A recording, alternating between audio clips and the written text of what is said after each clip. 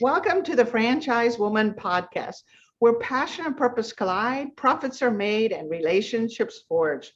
I'm Rebecca Monet, CEO and Chief Scientist at Zoracle Profiles, along with my co-host, community advocate, speaker, author, and entrepreneur, Tracy Kawa. Our special guest today is Anna Phillips. Industry pioneer Anna Phillips is the founder and chief innovation officer at the Lash Lounge, a premier eyelash salon franchise with over 115 salons across the US and growing. Founded in 2006, Phillips Specialty Beauty Concept was the first salon dedicated to eyelash extensions in the US and has expanded to 30 states. Anna began her career in IT, but always felt like something was missing. At a career crossroads in the early 2000s, she knew it was the right time to make a change. She decided to pursue her lifelong passion of helping others feel more confident about themselves. She became a licensed masseuse and aesthetician and landed a position as one of the first massage therapists at Google, which sparked her entrepreneurial spirit, which is exactly what we're going to talk about today. So welcome, Anna. We really appreciate you carving out time for us. Thanks for having me. This is going to be fun. This is a topic I absolutely adore. Absolutely, absolutely. Anna, before we get into your entrepreneurial journey, and that I understand is a story in itself, I'd love to hear about your unique childhood, growing up, as you say, on the farm. That's really exciting. Tell us about that and how it shaped your work ethic. Yeah, absolutely. So, it's a little known fact. The Lash Queen grew up on a farm and raised pigs, right? Who would have guessed? Both of my parents were raised on farms, and they felt like they wanted to give my brother and I a good, strong work ethic, and that's how they knew to do it. So we grew up on a small farm, and I was expected to start working as soon as I could, push a lawnmower or drive a tractor. So I was working at a very young age, and in the summers when everybody was off at the, community swimming pool, I was pulling weeds and baling hay. And then as soon as I could get a job, I think I was about 14 years old, legal age at the time, then I was working at the local little roller skate. It was like a hamburger joint that you roller skate out to, right?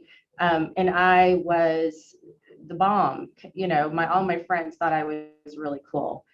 So then I just did, I worked, and that was kind of what it was expected. If we wanted to buy anything, this was what my parents told us. If we wanted to have a car, if we wanted to get anywhere, we needed gas, if whatever, or certain shoes, then we had to work and earn our own money. So I think the strong work ethic is certainly what I would trace back to, why I am where I'm at today, for sure. Wow. I agree. It's funny as you're talking, Anna, because we are constantly assessing what causes people to be successful. And the two things that you brought up, work ethic and having to go to work early to make your own money, are two very common attributes that entrepreneurs have. So question, did you end up going to college, and then from there, where did things go? Yeah, I went to college for 3 years. And so funny, I'm going to date myself here, but the year between my sophomore and junior year, I actually chose to stay at college, and I did a work study. So I was working on campus in the admissions office, and I helped in the library. And that particular summer was when we started getting computers because the internet came out. So I was helping the local computer guy put out the computers and, set them up. And that was when we had the dial-up AOL, Oh, I remember. That original, and I was hooked. And so within that year, so it was my junior year, I was in college originally for marketing and communications. I thought that was kind of broad enough to allow me to do just about anything because I didn't know specifically what I wanted to do yet. And when I started getting my hands on the internet, then I started learning how to make a web page. And my summer after my junior year, I went to move to Silicon Valley just for the summer for an internship. And they offered me a job right away. So I was building old school HTML web pages and helping with it. They were basically a computer service or an internet provider. So I honestly, I just was like, why, how could I possibly turn this down? So I never went back. And the thought, in fact, my parents, God bless them, still to this day, my mom has asked, have you ever thought about finishing college? And it may be just to get the degree, right? Just to check the box, but no, not really. I've never looked back at it. I've never missed it. And honestly, I've never felt like it has been a detriment to me being able to get where I am now. Wow. So there you are, you're interested in marketing and communications. Mm-hmm. You follow this summer internship, which turns into a long-term job in Mm-hmm. computers because you're bitten by the computer bug. So what happens next? How do we go from computers to lashes? To lashes. Right. Yeah, I know. Interesting story. So again, I may date myself. So I was in computers. I continued to get jobs in different ITs in corporate America. And when Y2K happened, so for those of us who remember Y2K, and especially from an IT perspective, the Silicon Valley really ramped up the amount of people that they hired, all the companies, because they were convinced that Y2K was going to melt down the computers and they needed as much staff. And then when it happened and nothing went wrong, there was 1 million of us laid off, all trying to find the one job. And ironically, I had taken a massage therapy course as a pure hobby. It would be like someone taking a guitar course or learning how to play the piano, right? I wanted to learn how to do massage. And so when Y2K happened and I was one of the people that were laid off, I had to make money. So I decided, you know what, I'm going to try my hand at the massage. The hair salon that I was going to, the owner had a room there and I talked her into letting me do some chair massages there. And then it turned into full-blown massages.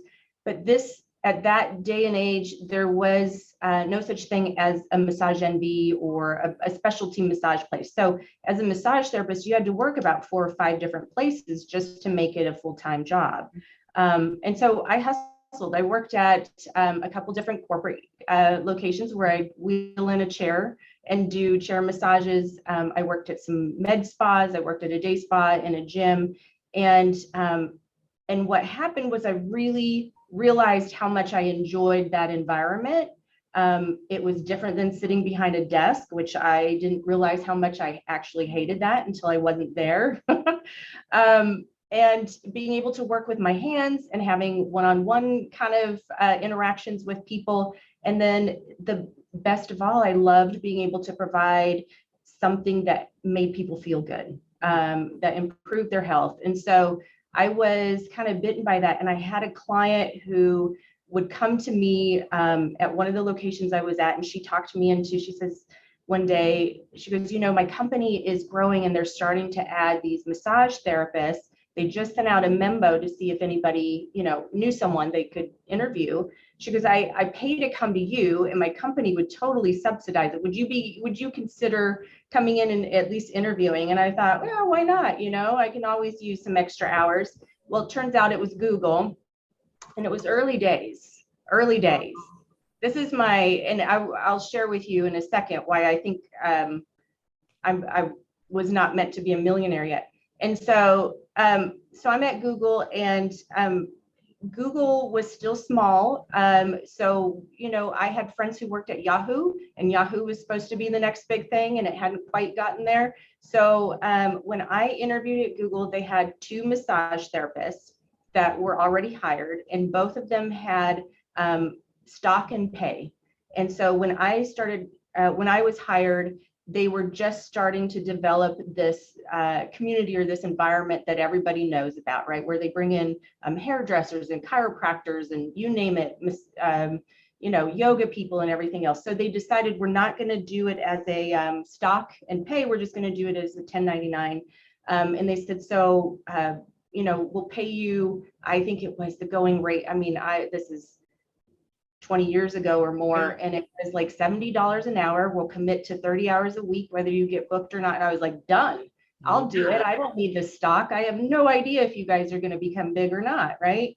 And so, anyways, long story short, I ended up having to move to Texas. I say that because my husband's job moved us here, and I mean, like my heels were dug into the ground too. But I came, moved to Texas, had to start from scratch, left that awesome job.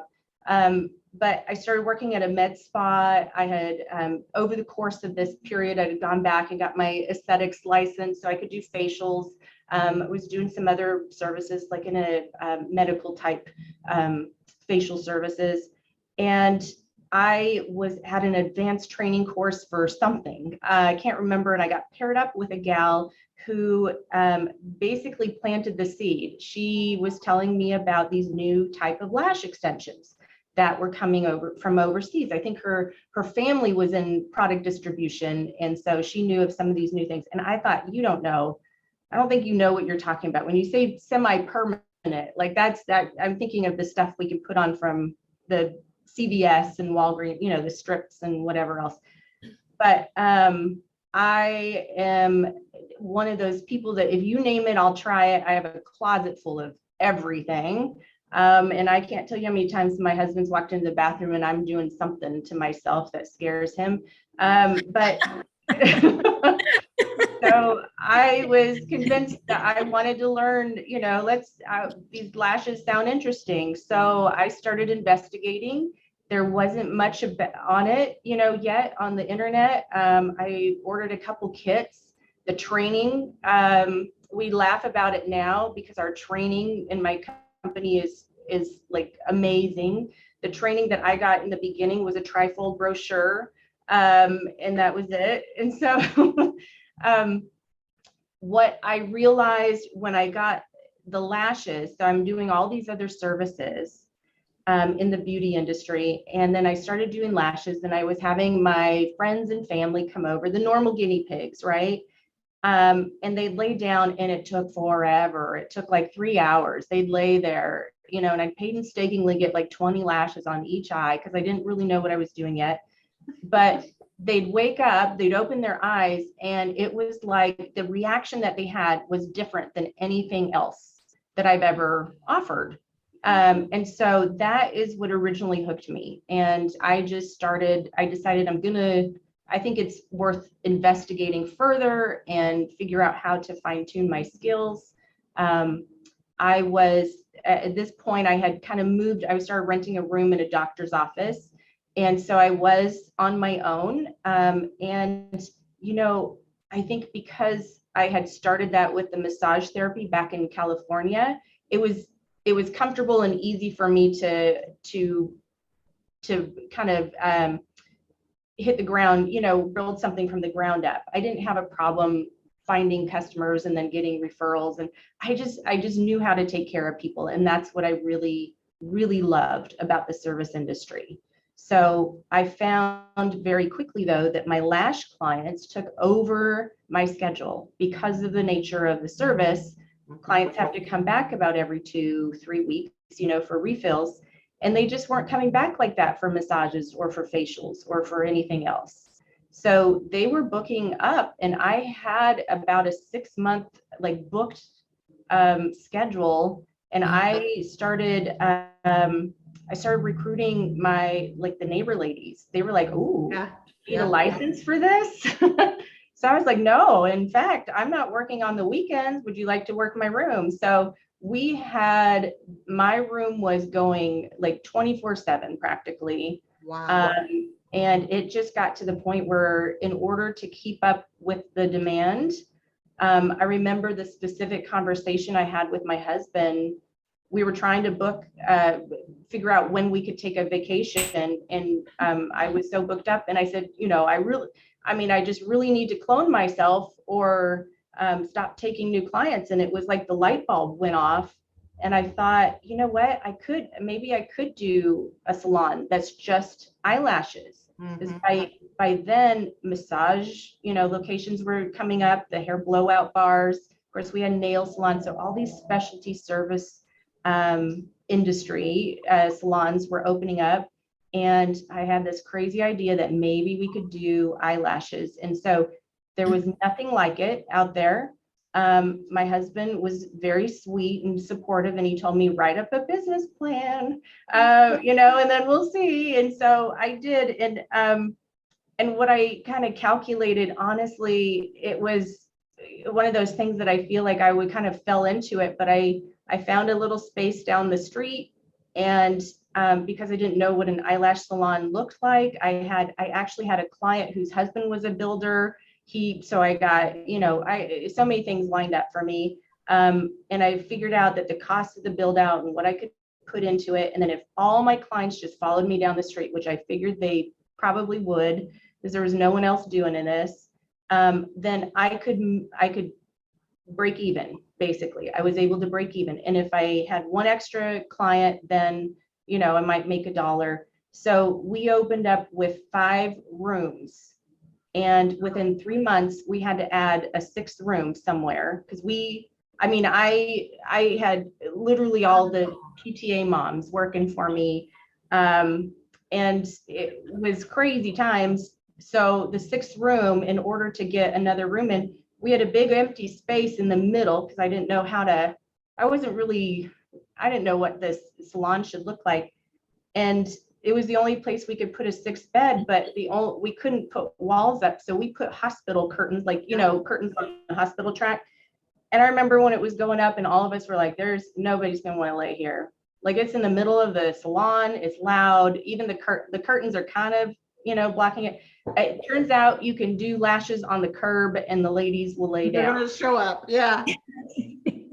So that was the beginning of the lashes. Wow. What a story. Holy moly. I was on the edge of my seat. I'm like, what's next? What's next? I mean, it's interesting, Anna, because I remember when Google started and I first heard the word and I thought, that's a crazy word. And when they were offering stock, my brother went through similar with Microsoft. He was one of the early employees, took some of his salary in stock and retired in his 40s. And did super, super well. Too bad we don't have the ability to see in the future, right? But it sounds like God had different plans for you with this eyelash thing. So you basically quit college, went to work in the IT business, dramatic Y2 happened, put you out of business. You take a hobby and you take it into a full-time situation so you can make a living. Somebody introduces this wild, crazy idea of eye extensions. You're one of those people that says, you name it, I'll do it. You're kind of an early adopter. So you try it, you think it's really cool. You offer it to your massage clients, and then boom, it just sort of takes off. Wow. So you are what we would call a true entrepreneur, right? Where you come up with the idea, you put your own time, money, and effort into it, and take just an idea before anybody else was doing it and turn it into business. Get this building, build it out. You didn't know what you were doing because there was nothing to model. There was nothing to observe. So I want to talk about that. I want to talk about this, entrepreneurial mindset and what makes somebody do something that crazy, right? Just sort of say, hey, here's an idea. Let's put a lot of money into it. Let's see if it goes. I mean, talk to us a little bit about that. Do you see yourself as an entrepreneur? What allows you to be an early adopter, inventor? Talk to me more about that. It's funny you ask that, because I do not come from a family of entrepreneurs. My parents still to this day, I don't think they totally understand what I have built, or, you know, or even what my role is. My mom still thinks I might be the one doing the lashes, which is fine. I just let her. So it wasn't something that I had modeled to me necessarily, besides the work ethic. But what I have, when I think back about it, I realize that age and energy, you know, there's a couple ingredients, at least for me there was. I think it was finding something that really I was passionate about, that ignited me. And then I had the energy to do it. I was at a young enough age, you know, to kind of grow it and see where it, it really kind of grew, and I just sort of kept up with it, is how I felt. And I think there's a fair bit of naivety too, you know, when you start growing something so big. I mean, I turned it into a franchise, and that people have asked me, you know, if you knew then what you know now, would you still have franchised it? And that's such a great question, because you know, I don't know. I mean, yes, I want to say yes, and I would have done it in such a different way, with a lot of different, you know, less trial and error. I think the other thing is that I'm very comfortable. I know myself, and that's the trick. I know that no matter what happens, I will land on my feet and I can work myself out of it. It's like, I know if it blows up in my face, I could get a job as a waitress and then start something else, right? So it's sort of this being comfortable jumping off the cliff and figuring it out on the way down type of mentality. You know, I'm very comfortable in that space. My husband is not, you know, so we work well together. But I think that that's where it started. And then of course, having a service or product that became high demand. Yeah. And so, you know, I inadvertently found a white space that I don't even know that I was looking for necessarily, but I knew I loved the beauty industry. And so these lashes and what it provides, you know, wasn't really mainstream at all back then. In fact, I feel like it's just now, 20 years later, becoming more household, you know, known by a lot of people. So that first salon was a result of me just not being able to keep up with it on my own. So I needed to clone myself, essentially. And then honestly, I opened up that one, and in 2 years, I opened up 2 more for the same reasons. So 3 years, 3 salons. And what was really fun is that my 3rd year in 2008, so this is when, you know, economy crashed, and we were opening up my 3rd location in this beautiful building in Fort Worth, Texas. There were these multi-million-dollar townhomes up top. It was one of those rural or urban kind of living, shopping kind of setups. And yeah, so we knew we would have these, you know, built-in clients that were living up top. The retail space was already about 85 or 90% rented out. So we were building it out. It was 2008, and all of a sudden things started coming to a halt. The townhomes didn't open up for another 1.5 to 2 years. The 85, 90%, you know, retail space basically dwindled very quickly. For those of them that were actually open, they just died on the vine. The only 2 places that survived in this building was us and Starbucks, which I feel like is a little bit of a testament through a bad economy. You know, women are still coming out for their coffee and their lashes. That's right.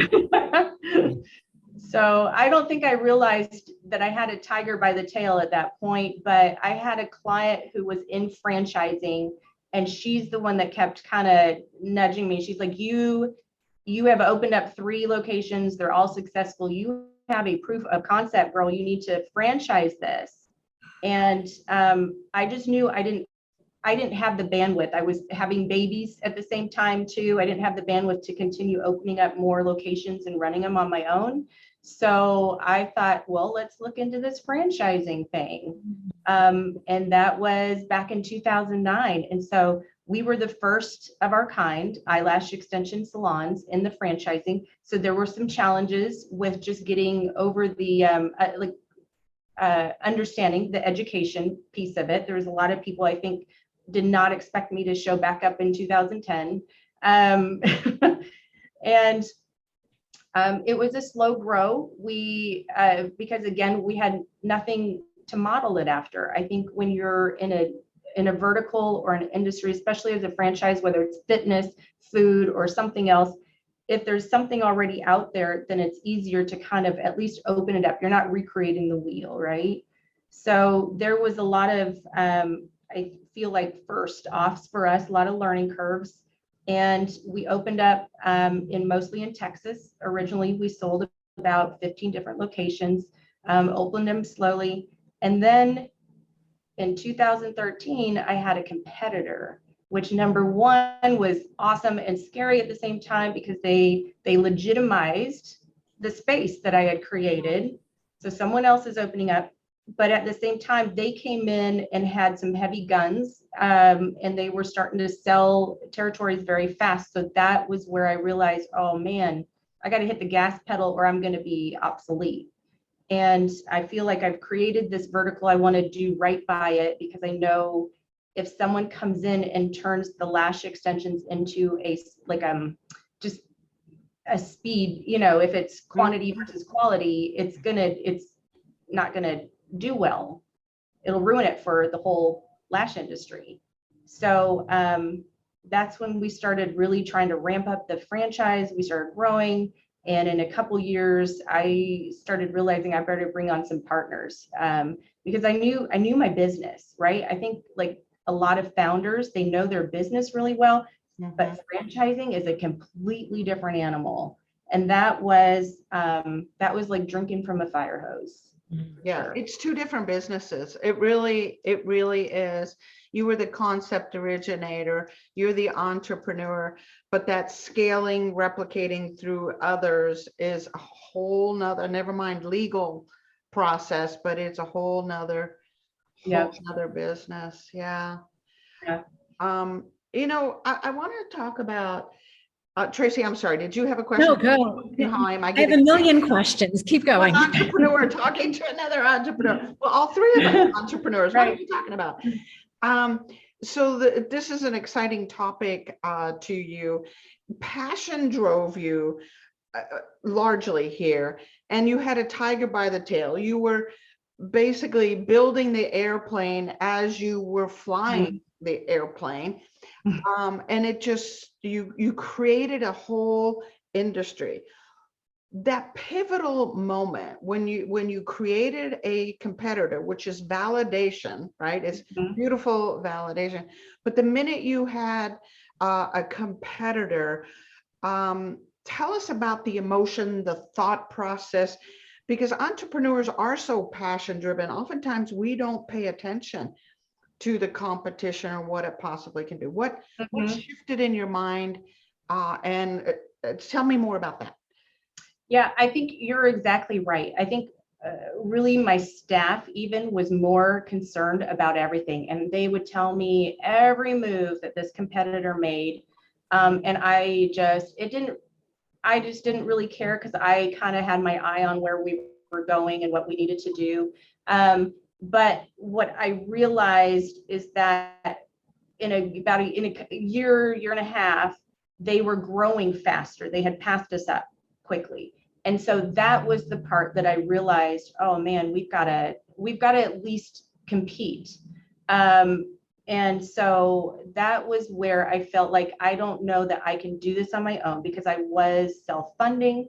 I still had my 3 salons. Those were helping fund the franchise. Staff was being utilized. I mean, it was very much kind of like a one-man band turned into a 3-man band. And so you just have these utility players that do everything from marketing to janitorial, or construction. And so I knew that in order for us to keep up with it, we had to grow, and I needed to get funding.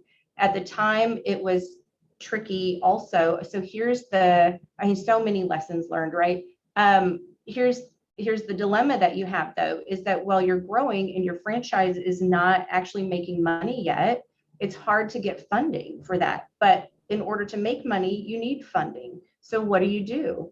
And there's a lot of people that would love to just, take your business from you, but I wasn't ready to give it away yet.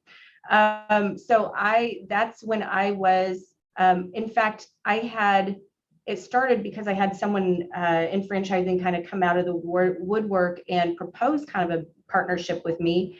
And that made me think, oh, well, maybe that's a great avenue to go. So I started looking into that and talked to a number of different opportunities. And the one that I ended up kind of partnering with started off as someone I used as a reference check for a different group that I was speaking with. And so I had called them for a reference check, and lo and behold, they were like, well, tell me exactly what you're doing and what this is for. And I explained it, and they said, well, I don't know if you've ever heard of us, but this is what we do. And so we started that investigation. And I think too, part of being an entrepreneur, maybe this I don't know if it's for everyone, but you just have to, when your gut, when things are right, and you can make a quick decision. And when things aren't right, I find myself dragging on something, either it doesn't get done, or I'm like, I don't know. But I realize now when it is the right decision, I can go fast. And so I just had that good gut feeling. We made a quick decision, brought in some partners that were steeped in franchising. So they brought a team to help, grow the franchising side. And that was, my gosh, it feels like yesterday, but now we have, over 400 units sold and so many open. So now, I completely agree with your analogy, Rebecca, about building the airplane. I always say it's the rocket ship, right? It was very rickety. We're building it as we're flying into space. I feel like we're in a much better built one now. Yeah. Yeah. I really appreciate what you said about when it's the right opportunity, that's when you can move on it. Yeah. I love the way you landed on your feet at every move. And do you believe that it's because you had this really strong work ethic? You were always having to find innovative ways to make money as a kid. Do you think it stems from there, that you were always able to land on your feet? I think that's a good portion of it. It's sort of this never give up attitude, I think is really what it is, right? Because, and then also being a good problem solver, because if I make a bad decision, I know I can at least get out of it or figure out how to find a solution. And it doesn't stop me. So that's where I see a lot of people kind of getting stuck, is they run into a roadblock and they don't know, their mind can't get them around it, over it, or under it. And so they stuck, and they just have to kind of close it down. And so I feel like work ethic, problem solving, and then just ability to create great relationships. Because that's the other piece, I think, too. No matter what, you've got to have good relationships. They will introduce you to other good relationships that might be the key to your success down the road. And I feel like that's a key component to it. Agreed, whether they become mentors or encouragers or whatever. To Tracy, your point that somehow Anna does have this almost sixth sense about her, that knows timing to bring on the right partners, make the right decision, even without a ton of data, right? Because you're first to market, a lot of this is coming from a sixth sense or a gut feel.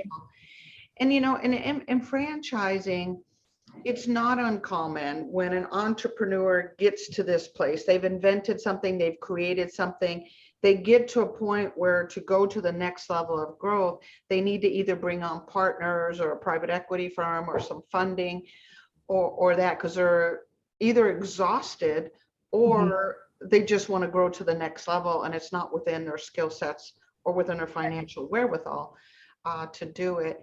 If you had some advice about that, because there are many franchisors and concept originators that go through a similar process as what you have gone, what advice would you have for that entrepreneur, either considering franchising, considering bringing on partners, considering bringing on funding? What advice would you have for them? Oh, that's such a great question. And I actually do work in a group where we mentor emerging brands, and every time I talk to an emerging brand, like a founder of one, it's just so close to my heart because what they're struggling with, I remember so dear, right? And it's hard for emerging brands to kind of break through and actually make it to, that next step.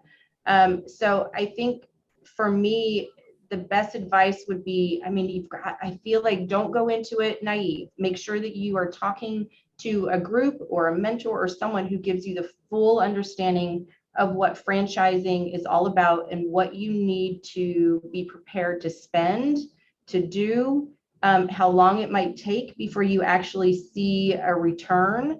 And if that is, in your time frame too, some people have young kids, or some people their kids are getting ready to graduate and they'd like to retire in a few years. Well, starting a new franchise very rarely, not that it hasn't happened, but very rarely is going to make you rich in a couple of years. It's a long game. And you've also got to be prepared, I think, for, do you have the funding for this? Do you have funding partners? Are you prepared to either give part equity away, and is this something that you want to do? Is your skill set right for that? When I brought on partners a few years later, I actually have since brought on a CEO who is phenomenal, and she's steeped in franchising. She's came from the service industry, and so we complement each other well, because we've had this conversation, and she would never start a business from scratch, but she can take a business from where I got it and take it to the next level. And so it's a perfect match for us. And I know that that's not my strength. It's not what I want to do every day. I don't want that headache. To me, that's a headache. For someone else, that might be a great challenge. And so I think that that's what emerging owners and founders need to understand, is that it might just be best to open up a couple more little locations and just make money. You might probably actually make more money just running your own businesses than turning it into a franchise, because as soon as you do, you're going to dump everything into the franchise for a long while until that actually turns around for you. So true. It's what we call in our business, Tracy, stages of growth, going from a stage 2 to 3. And you always have to bring either money in, a good, strong operational person that can scale, a good development team. Because as entrepreneurs, we're good at the innovation, right? We're not particularly good at scaling. We're the idea people. And even now, your role is as the innovation. You're getting to do what you love to do and what you're great at. And you built this team and partners around you that fill in the gaps that you as an entrepreneur don't have. Yeah. Very true. Yeah. So my question for you, Anna, is when you look at franchisees, what are the qualities that you look for? So if you were talking to someone who's on the fence, do I go into business ownership or not? Like, what are the things that you would say to that person? What do you look for? So for us, we're brick and mortar, and I feel that the good franchisees are people who want to be working in the business. Even if you have another job, what I've seen, the people who've been the most successful are the ones that are very hands-on. Whether they hire a manager or not, they're still very hands-on. And they're in it because they want to build, equity, and they see it as it's going to be a long game. They understand, what it takes to have employees and create a great culture and everything else. I think that when we talk to people who are just looking for kind of an investment piece, I'm going to open this up and it's going to make money, and then I can turn it around and flip it. That's just not, for us, that doesn't work. That might work for like a Chick-fil-A or something that's already has a really strong brand name, and you open the doors and it just does its work for you. But so franchisees who really do want to be part of the business and get their hands dirty, and they want to kind of cultivate a strong culture, those are the ones that do really well in our franchise, at least. Are they usually women? I would, in the beginning, I always thought it needed probably a woman, right? But we have a fair, I would say almost 50-50. Like, we've got a lot of men. We even have husbands. So, the wife is off at corporate America and the husband is running the show. In fact, our very top earner is a single dad in Chicago. And he does amazing. And he's in the business every day. And he's kind of like a dad figure to all the girls that work at the salon too. But he's phenomenal. So I don't think it needs to be a woman necessarily anymore. I love that. Yeah. That is so cool. I hate to do this, ladies, but we are going to have to wrap up. So it's very clear this is a owner operator with a passion for a service business and a beauty business. It's not an investor model. It's also someone that enjoys being a vital part of their community, right? It sounds like they're, heavily involved in their community. So let's, Tracy, do you have some final thoughts on Miss Anna? I got like a million that are swirling in my head. Yeah.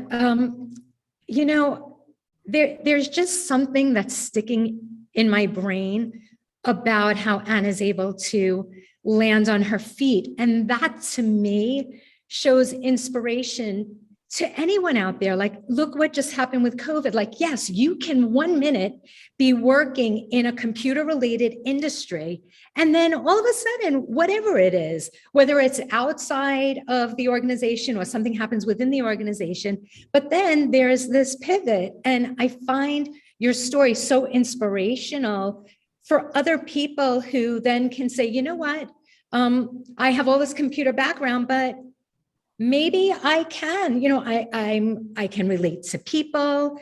I enjoy working with people. Maybe I can step into business ownership, and maybe it will be a Lash business.